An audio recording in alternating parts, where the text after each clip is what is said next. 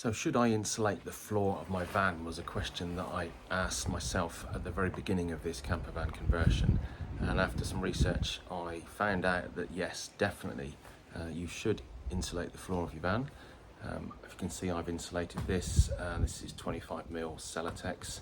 This is the very best insulation you can put in the floor of your van, and the reasons for it are one, obviously insulation. Now, a lot of people say heat rises, you need to insulate the ceiling, but also the cold will come up from underneath. So if you're camping in the winter, the floor of a van, which is metal, is going to get very cold. So the floor of your van, you're going to get out, your feet are going to be really cold. So the insulation on the bottom of the van is very important.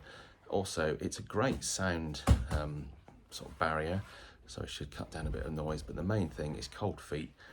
The metal of the van is going to be cold to your feet in the winter, so the first step I do on any conversion is 25mm Celotex or PIR board in the floor.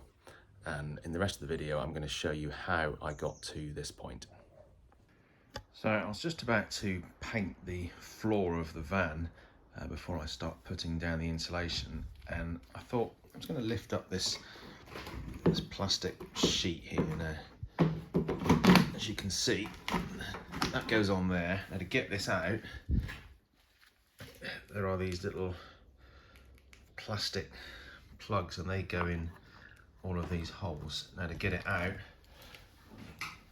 all you need is a screwdriver, and you just prise up the little plug. And I took it out and was a bit surprised. So there's a bit of mud in here, so whatever this van's been used for, there's a lot of earth, so I'm going to hoover all this earth up. I've just taken the trim out here. I'm going to get as much of this cleaned up as I can, and then I can treat the rust under there, give this a good clean of paint, and then when I know the floor's down, we're going to be ready to go, and then we can start putting the subfloor down in here. Okay, so I've hoovered out the worst of it, but you can still see there's some rust in here. So, trusty wire brush.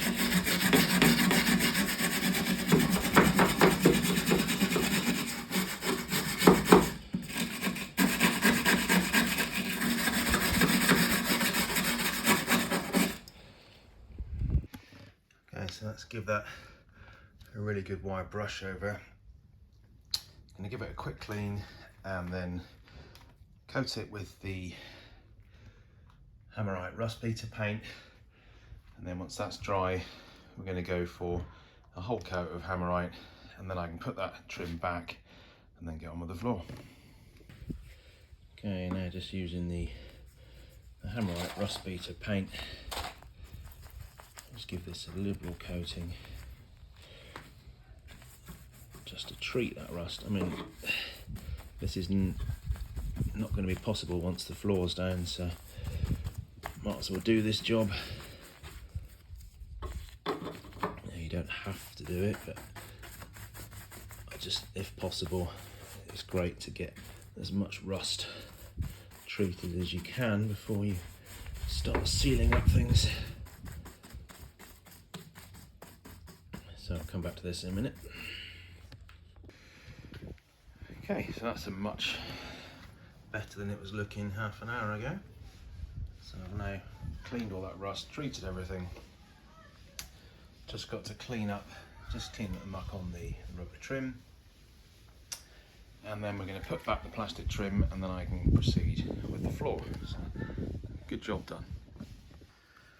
Okay, so I'm starting to do the final coat of Hammerite on the floor of the van. Now I've got this tin. Now, when I bought it, I thought that was grey, but if I read it, it says wild thyme, which is a bit more of a green colour, but it doesn't matter because you're never going to see this again. So I'm going to coat the entire floor of the van now in Hammerite. So this will give it a completely good base, and then I'm just going to work back through, and I've still got the back half of the van to do as well. There's a bit of the bed there. So let's just finish painting this. Okay, so that's complete now. I've hammerite all of this in my lovely thyme green, but like I said, you won't see it. But it's just a protection layer. And then I'll put back the trim, and then we can get back on with the subfloor. But yeah, that's looking a lot cleaner and tidier and hopefully rust free. So next day the paint's all dry, and before I put the floor down, just want to address a tiny little issue here. On the Sprinter, you've got the ribs in the van that go along, and then there's 3 sort of extra deep ribs, and I can show you here. So there's the normal rib with a gap underneath it, which I'm not too bothered about because that's pretty solid, and there's wood on top of that, it's bridging across. But here there's this massive gap, and I'm concerned that's going to spring and cause a problem. So what I've done is I've cut down a couple little strips of the Celotex and stuck it in the gap, and then that fixes the ridge right at the bottom. There's then another gap between here and here, and what I'm going to do there is, you can see here I've got the old floor, which is not in a great state, and what I've done is I've cut some strips off here, and then that one's too big, so that one's going to fit. I think that one goes in there. Yeah, so that is going to glue down onto here, so that when the board comes across, we've got a completely solid platform for that. So that's the plan for now. I'm just going to fill these little gaps with half a thing of Celotex, slice a bit of the floor up, the old floor, and stick this down. And I've got one there just being stuck down at the minute. I've just got a battery just holding that down. So once all those bits are down, I'm going to put the back bit of the floor down, and then we're going to work through the back and take it from there. Okay, so this solution is not the best. I've now made things worse, so I've got that's too high now. So I've come over here, I've just got a bit of ply, and that is better. So I'm going to get some dry ply. I think this is like 9mm, and do the same again. Okay, so the plywood sheets are now stuck down, so that's providing me a nice solid base between those 3 deeper channels. I'm just going to get the piece of wood, postman's bean as well, so I've got one of these. There'll be an installation video on that coming up in the next few days, but let's just check the batten now. If we go down here, you can see that I'm touching here, but then this now is brilliant. So that's going right across there, much better. And when the insulation goes on top of there, that's going to be a nice smooth join right across the top. Okay, so now I'm going to stick down the first wooden batten, and that's going to go down here. I have been advised to use sticks like SHIT Clear, which is okay. So there's the first one down. I've just got a bit of weight on it just to get the glue to set. I'll show you what we do for the next one. So as this is in the garage, there's not too much traffic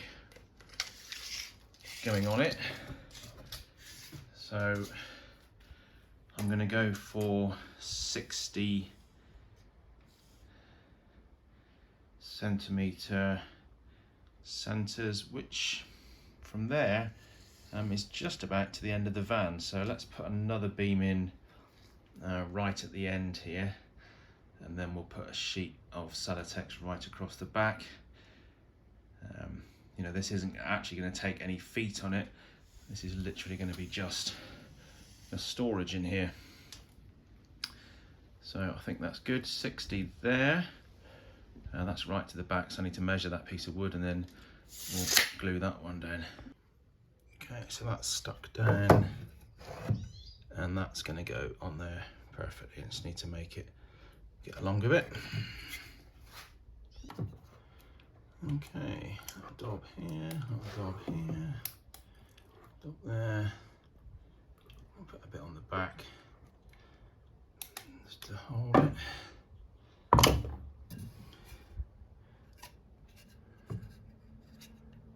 And that sits.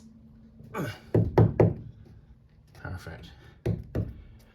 Right, and that's smooth across there. So that's that corner joint done. I just need to drop in some Celotex here, here and here. Okay, and I've just cut a piece of Celotex just to do a little test fit, just to make sure that we're all going in the right direction. There we go. And there it is, there's the first one.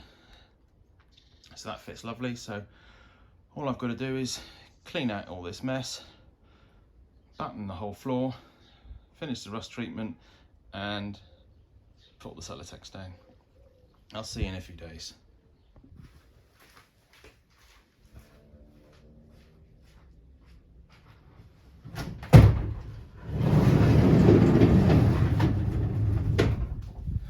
Well, the Celotex is finished on the floor. I do have a little bit left down here, but I haven't removed the bulkhead yet, so there's going to be a bit more floor towards the end. So I've stopped here. I'm going to tape all this down, and then that's pretty much the floor done. So let's jump to the time lapse and finish all the foil.